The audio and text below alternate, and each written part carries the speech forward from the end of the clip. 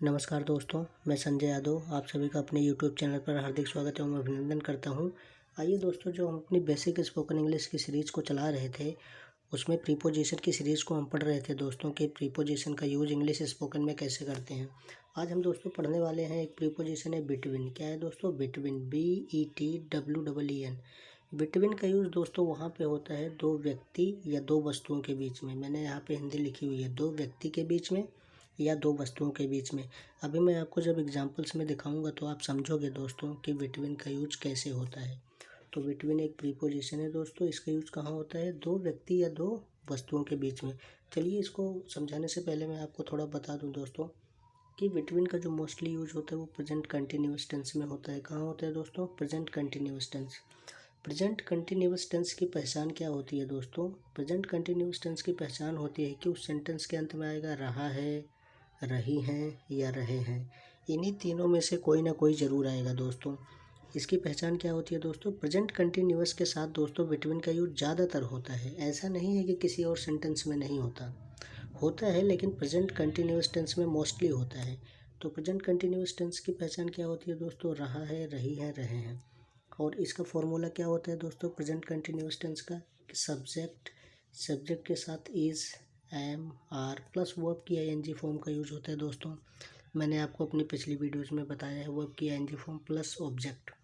तो I hope कि आप लोग इसका, मैंने सोचा आपको थोड़ा इसका बेसिक व्यू दे दूं। प्रेजेंट कंटिन्यूअस टेंस, सब्जेक्ट आता है इज़, एम, आर, इसकी हेल्पिंग वर्ब होती है, वर्ब की आईएनजी फॉर्म का यूज होता है प्लस ऑब्जेक्ट।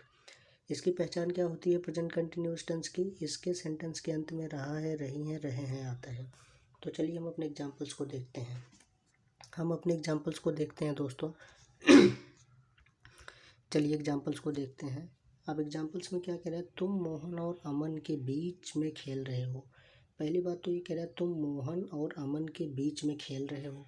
आपने देखा कि इस सेंटेंस के अंत में क्या है दोस्तों? रहे हो, यानी कि प्रेजेंट कंटिन्यूअस टेंस है। आपने ऐसे पहचान लिया। तुम मोहन और अमन के बीच में खेल रहे हो, रहे हो, देखा आपने, पहचान लिया कि प्रेजेंट कंटिन्यूअस टेंस है। आप उसका सारा रूल लगा दोगे। लेकिन अब ये अमन और मोहन के बीच ये जो लिखा हुआ है दोस्तों, यहाँ पे जो काम किया जा रहा है, यहाँ पे खेलने का काम किया जा रहा है दोस्तों। और खेलने का काम, कोई भी काम दोस्तों जब दो व्यक्तियों के बीच में किया जाए तो वहाँ पे बिटवीन का यूज होता है। उसी का यूज हम पढ़ रहे हैं दोस्तों। तो बिटवीन का यूज आप एग्जाम्पल से ज़्यादा अच्छे तरीके से समझोगे। तो तुम मोहन और अमन के बीच में खेल रहे हो, तो सेंटेंस बनाने की ट्रिक क्या थी? सबसे पहले तुम की अंग्रेजी क्या हो गई? यू। अब यू के अकॉर्डिंग प्रेजेंट कंटिन्यूअस टेंस में आर का यूज होता है दोस्तों, आपको पता है।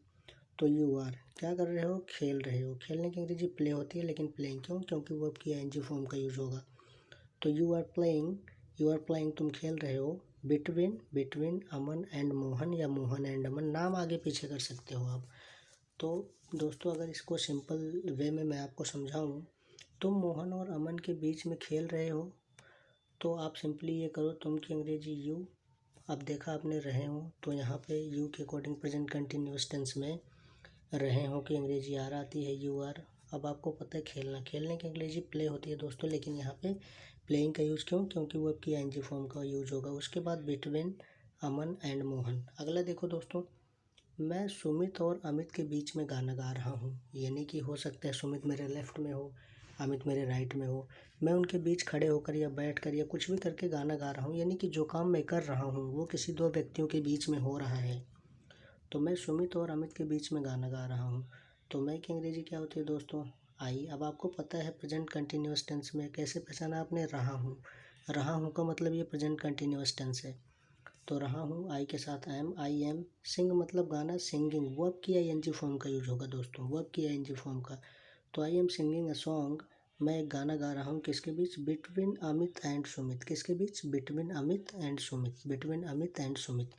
मैं अमित और सुमित के बीच में एक गाना गा रहा हूँ। अगला देखते हैं दोस्तों, मैं टेबल और चेयर के बीच बैठा हुआ हूँ। अब आप ये हुआ हूँ देख के कंफ्यूज मत हो जाना दोस्तों, क्योंकि कुछ इंग्लिश में कुछ वर्ब्स ऐसी होती हैं दोस्तों जिनका यूज हमेशा प्रेजेंट कंटिन्यूअस टेंस में ही होता है।